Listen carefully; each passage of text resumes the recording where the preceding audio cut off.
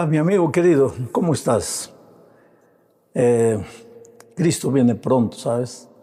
Guerras, rumores de guerras, tanta tragedia, cataclismos físicos, terremotos, incendios, inundaciones. Este mundo parece un potro salvaje que salta herido por la propia naturaleza. Todo eso es evidencia de que Cristo está volviendo. Hay que prepararse, hay que vivir en la presencia de Dios todos los días. Que hay tentaciones, que hay luchas, que muchas veces en la vida del cristiano hay resbalones, claro que sí. Pero levántate y continúa caminando con Cristo. El Señor no pierde la confianza en ti, no pierde la esperanza de salvarte. Su amor es redentor y es transformador. Las fuerzas no salen de ti, las fuerzas vienen de Dios. Vamos al estudio número 9 para el 30 de agosto del año 2025. El título de la lección es ¿Cómo vivir la ley? Y el propósito de esta lección es mostrarte que 10 eternos principios contenidos en el Decálogo y entregados en el Sinaí no fueron suficientes para el pueblo de Israel.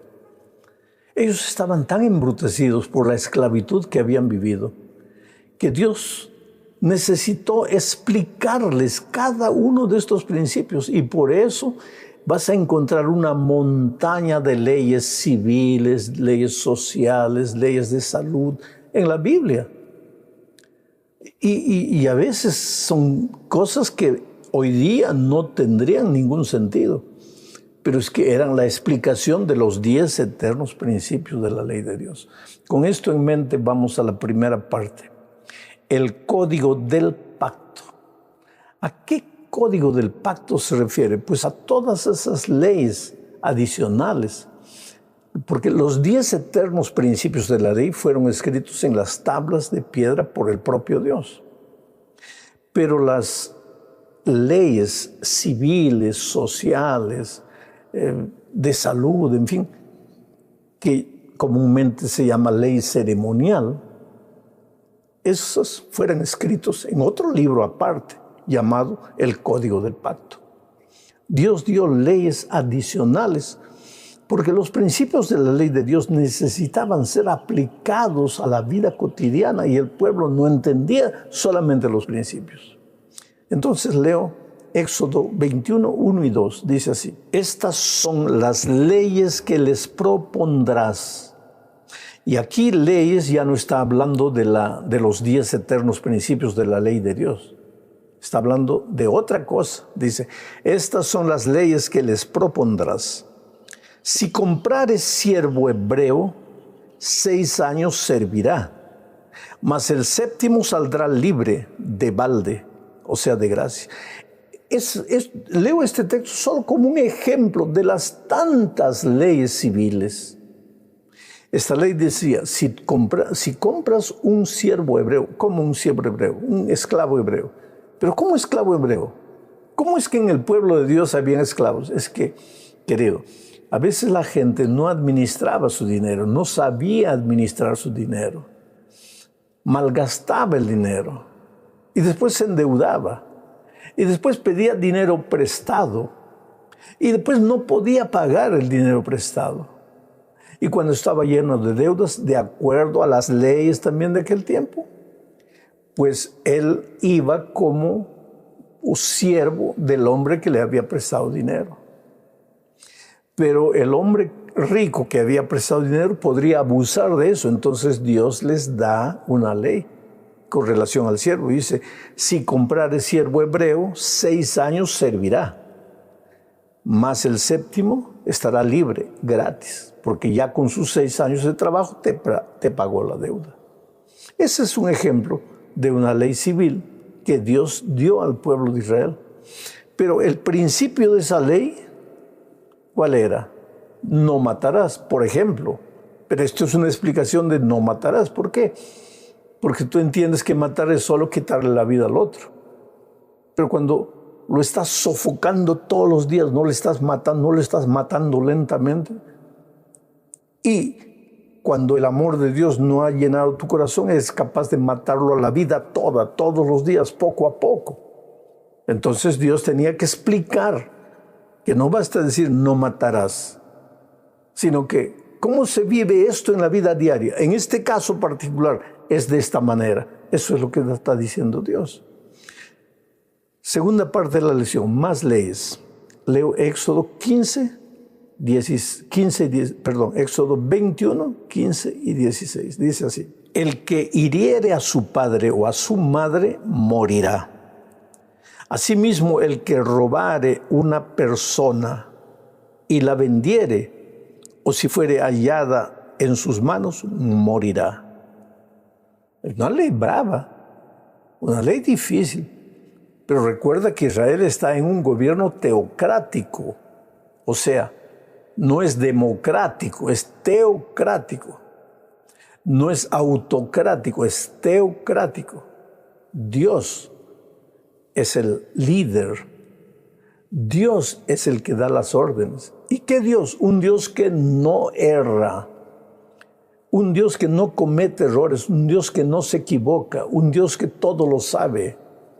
Un Dios que cuando ve que alguien mata a otro, sabe por qué mató, sabe las circunstancias, sabe si fue con propósito o sin propósito, si fue accidente, si fue por casualidad, sabe todo. Ese Dios es el que gobernaba a Israel. Y ese Dios dio todas estas leyes. Y esta ley, por ejemplo, es una ley difícil de aceptar, así desde nuestro punto de vista humano. Si hieres a tu padre o tu madre, y ese herir a tu padre o tu madre no es solo atacarlo físicamente, sino maltratarlo. En el tiempo de Israel, si maltratabas a tu padre o a tu madre, pena de muerte para ti. Y un secuestrador que robaba a una persona para pedir dinero, muerte para él. Pero eso era en un gobierno teocrático, donde había un Dios que no se equivoca. Porque hoy día a veces los seres humanos cometemos errores.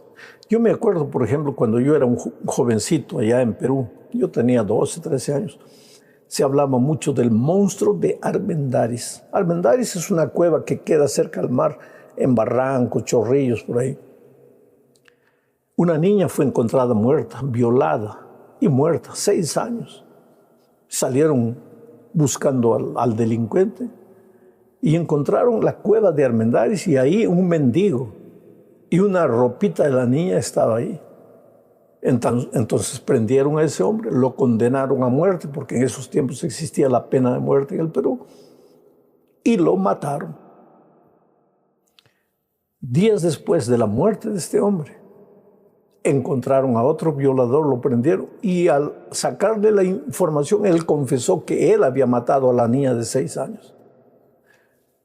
Y el monstruo de Armendáriz, como le llamaron, era inocente. Él solamente había recogido la ropita, aprovechando que era un mendigo, quería abrigarse, y nada más. Pero murió inocentemente. ¿Por qué? Porque la pena de muerte, pues aplicada por seres humanos, se puede cometer errores. Pero en el pueblo de Israel era Dios el que dirigía la vida, un Dios que no falla, un Dios que nunca se equivoca. Ahora, todas estas leyes civiles, sociales, leyes de salud, leyes hasta que hoy día no da para entender. Por ejemplo, ¿cómo tú imaginas que aquel pueblo de Israel vivía allá en el desierto? ¿Cómo no había baño, no había latrinas, no había nada? ¿Cómo hacían sus necesidades? Había una ley. Cada uno se alejaba del campamento llevando una pala en la mano. Y cuando estaba bien distante del campamento donde nadie lo veía, pues hacía un hueco en la arena, hacía sus necesidades, cubría todo con arena y regresaba. Era una ley, era una ley. No era la ley de Dios, del decálogo de los 10 eternos principios. Era una ley de salud que el pueblo tenía que obedecer porque no había otra manera de sobrevivir en el desierto sin la infraestructura que tenemos en las ciudades grandes.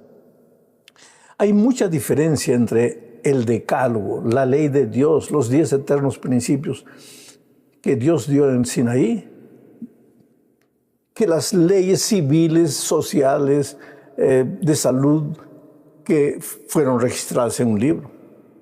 ¿Cuál es la diferencia entre esas dos leyes? Te voy a explicar. Mira, por ejemplo, el autor La ley del Sinaí con los 10 eternos principios fue dada por Dios directa y personalmente. Mientras que la ley del código del pacto, las leyes ceremoniales, civiles, lo que tú quieras llamarle, esas leyes fueron dadas por Dios, pero a través de Moisés. No fue Dios que habló, fue Moisés que entregó esas leyes al pueblo. Segundo, la ley de los 10 eternos principios del Sinaí fueron escritos por la mano de Dios, mientras que el libro del pacto fue escrito por Moisés. Tercero, la ley de los eternos principios en el santuario de Israel era colocado dentro del arca del pacto. Las otras leyes eran colocadas al lado del arca del pacto. Cuarta diferencia, la ley de los 10 eternos principios son universales y eternos, mientras que las otras leyes son temporales y nacionales, eran para Israel apenas. Otra diferencia, la ley de los 10 principios contenían normas morales y espirituales. Las otras leyes tenían normas judiciales, sociales, sanitarias, etc. Otra diferencia más, la ley de los eternos principios es eterna, sirve para toda la raza humana, pero podemos aprender mucho de esas leyes. Por ejemplo, de la ley de la alimentación. Nosotros podemos aprender. ¿Por qué? ¿Por qué no comemos gato, perro, ratón, culebra? ¿Por qué? Porque la palabra de Dios dice eso. Si tú lees las leyes de la salud, vas a ver eso. Y hoy día que ya estamos en el Nuevo Testamento, ¿podemos comer perro, gato, ratón, culebra? No. ¿Y por qué no? Pues porque vale la pena aprender.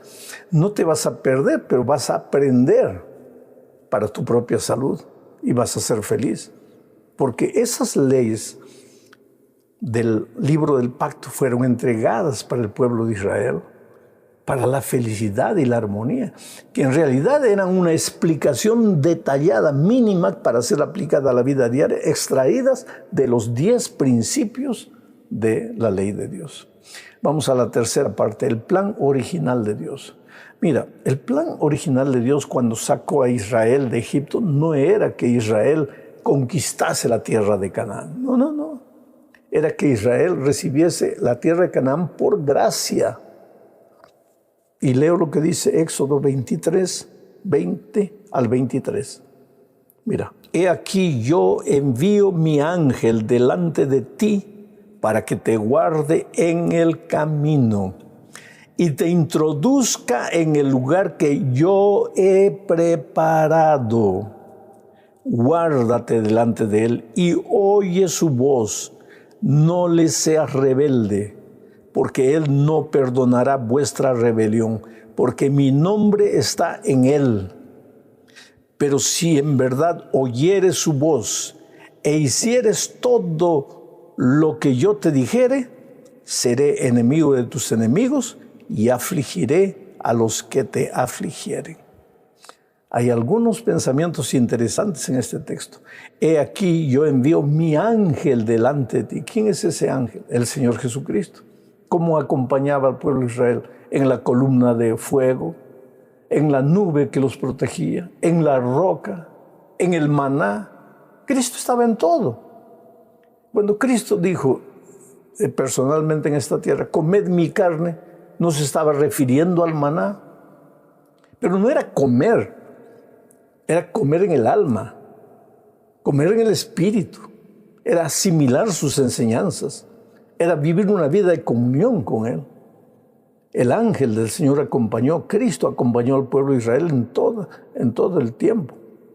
Y le dijo, obedece, Dios le dijo al pueblo, obedece a mi ángel, obedece al Señor Jesucristo, obedece a mi Hijo, obedece mi dabar, mi palabra. Obedece. ¿Por qué? Porque si le obedeces, Él te va a introducir en la tierra que yo he preparado para ti. O sea, el hogar celestial, tú no lo vas a conquistar por tu obediencia.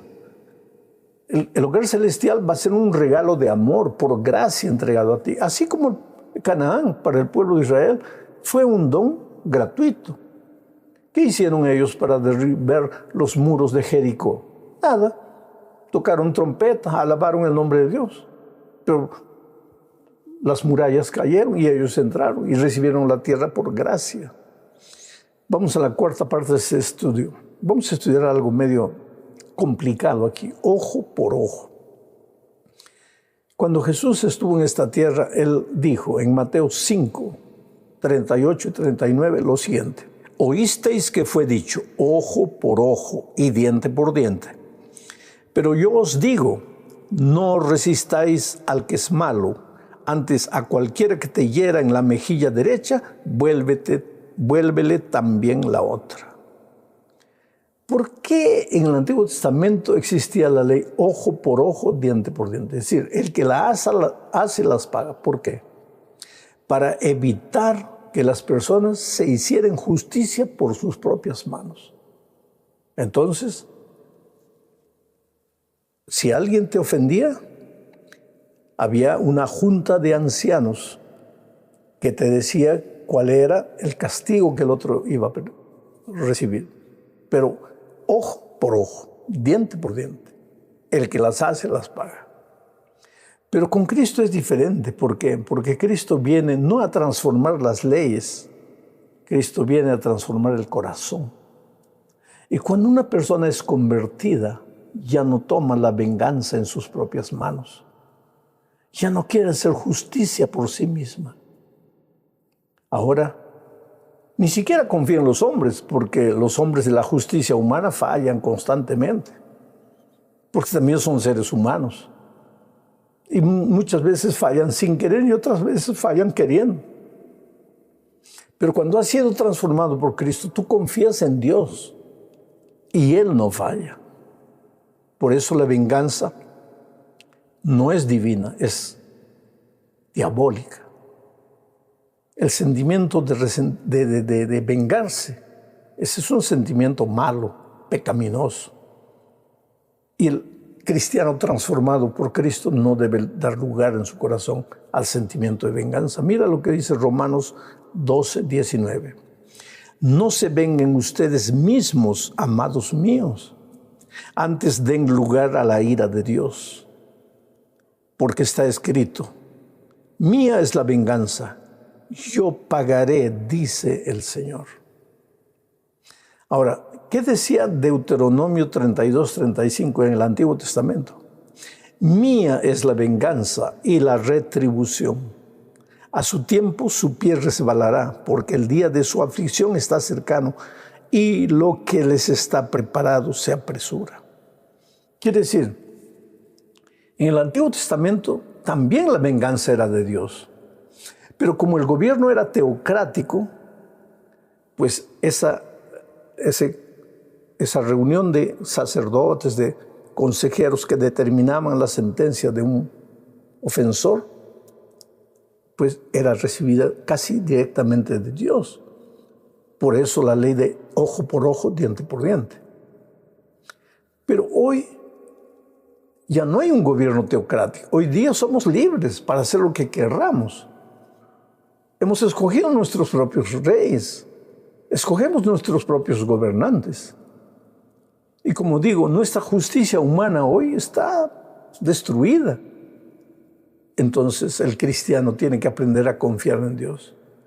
Que los hombres que cometan injusticias es doloroso y es triste. Que da ganas de retrucar, claro que sí, humanamente. Pero si has sido transformado por la gracia redentora de Cristo, tu actitud va a ser diferente. Porque ahora tú has visto las obras grandes de Dios en tu vida. Y no vas a vivir como los hombres que no conocen a Dios viven. Vas a vivir como luz en este mundo de tinieblas. Estás sufriendo porque alguien fue injusto contigo. Quisieras gritar para que se haga justicia. Tal vez en este mundo no recibas la justicia humana. Pero Dios corrige las cosas a la vuelta de la esquina. Ten paciencia, confía en Él. Dios te ama. No te ama solo cuando las cosas te salen bien. Cuando todo te sale mal, Dios te sigue amando. No olvides eso. Un abrazo.